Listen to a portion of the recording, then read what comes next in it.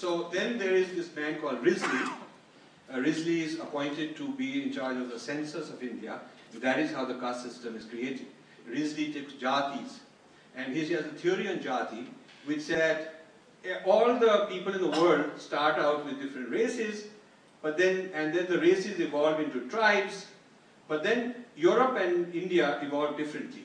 The tribes of Europe evolve into nations, so they have systems of governance, they have justice, they have all that, whereas the tribes of India evolve into castes, and they're stuck there. And for us to manage India, turn the caste into nation, this is what we have to do. So then he goes around constructing a map of all the court castes of India and forces them, using the census every 10 years, to fit into a hierarchy and decide who belongs where in the hierarchy. So previously, jatis which were very flexible, where they were not frozen or fixed, they now are frozen. And these censuses are held over 30 years, so they have more than 30 years, but during his time, 30 years. So it has a lasting impact on the social structure of India.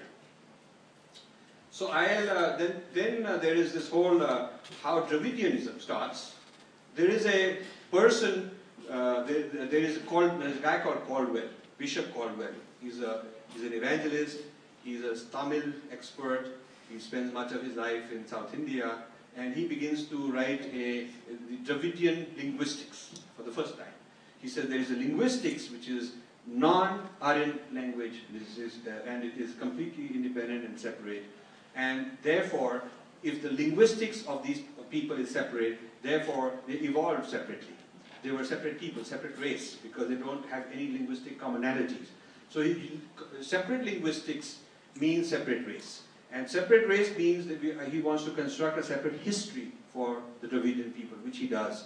And then he takes two important ancient Tamil texts. One is the Quran, and the other is this Shaiva Siddhanta. They are two very famous ancient classical texts of Tamil, Sangam era.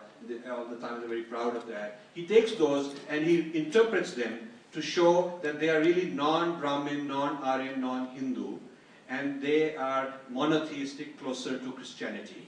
That's what he says. And that these evil Aryans and Brahmins came and imposed idol worship on them, but they never really had idol worship originally. This is based on his language analysis of these ancient texts. And then his successor is another guy who's also a bishop, also a preacher from Europe. His name is G.U. Pope.